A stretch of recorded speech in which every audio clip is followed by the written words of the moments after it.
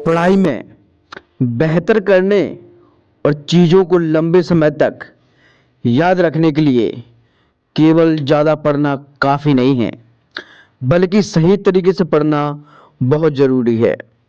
आज इस वीडियो में हम आपको कुछ महत्वपूर्ण टिप्स बताएंगे। इन टिप्स को आप फॉलो करके बड़ी आसानी से अपनी पढ़ाई को लंबे समय तक याद रख सकते हो। आपके एग्ज़ाम में ज़्यादा समय नहीं है और इन टिप्स को फॉलो करके आपको काफ़ी ज़्यादा मदद मिल सकती है। देखिए दोस्तों, सबसे पहले आपको एक तकनीक अपनानी है, इसको बोलते हैं पोमोडोर टेक्निक। ये कैसी होती है? आप सभी को पता होगा कि लंबे समय तक पढ़ना एक बोरिंग सा महसूस होता है और साथ ही आप एक जगह बैठकर लगातार पढ़ोगे तो आपका दिमाग थक जाएगा। इसलिए आपको ये तकनीक अपनानी चाहिए।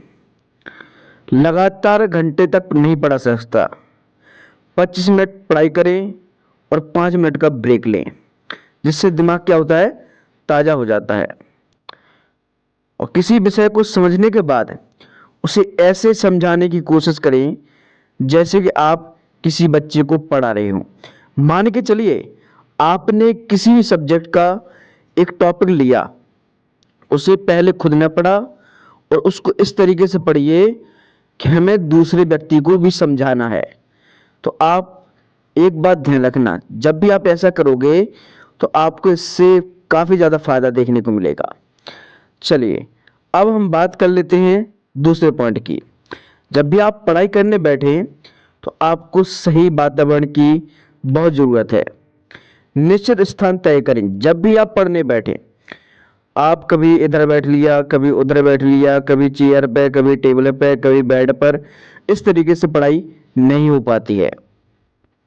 तो आपको अपना एक निश्चित समय तय करना है और साथ ही अपना निश्चित स्थान तय करना है।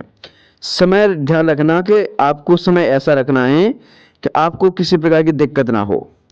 पढ़ाई के लिए एक शांत और साफ जगह चुनें जहां रोशनी अच्छी हो।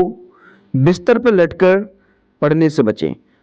काफ़ी बच्चे क्या करते हैं, बिस्तर पर बैठकर जब पढ़ते हैं तो उनको वो बिस्तर इतना प्यारा लग जाता है कि वो उसी बिस्तर में सो जाते हैं। तो आपको बिस्तर पर बैठकर नहीं पढ़ना है। कोशिश करें कि अपने बिस्तर से काफ़ी दूर रहें।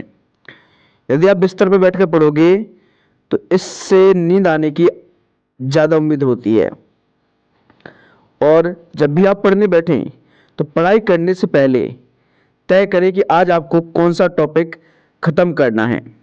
सबसे कठिन विषय को सबसे पहले पढ़ें। काफ़ी टीचर्स कहते होंगे कि सबसे पहले सरल विषय को पढ़ना चाहिए, लेकिन मैं कहता हूं कि सबसे पहले आपको कठिन विषय को पढ़ना चाहिए। चलिए अब बात कर लेते हैं तीसरे और महत्वपूर्ण टॉपिक की। नोट्स कैसे बनाते हैं, अक्सर बच्चे पूछते रहते हैं। तो सबसे पहले तो आपको नोट्स बनाना है। यदि आपको नोट्स बनाना नहीं आता है तो आप कमेंट बॉक्स में बोल देना, हम आपको एक नोट्स बनाने वाली वीडियो बना देंगे कि नोट्स आपको कैसे बनाने हैं। चलिए, तो नोट्स बनाकर आपको पढ़ना चाहिए। अपने शब्दों का प्रयोग करें। किताब की भाषा छापने के बजाय अपनी भाषा में नोट्स बनाएं।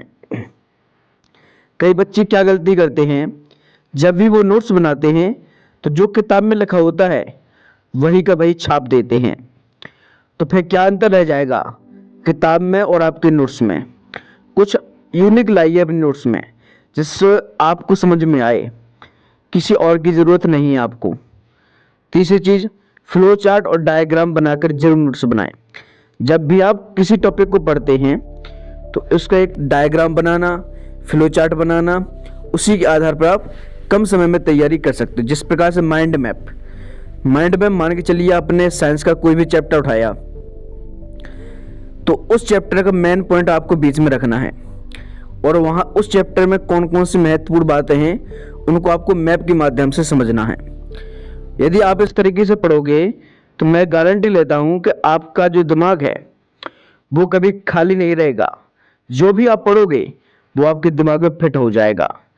ध्यान रखना, ऐसी बातें शायद आपको किसी और वीडियो में मिली होगी, लेकिन हम जो बता रहे हैं ये आपको बातें ध्यान रखनी है।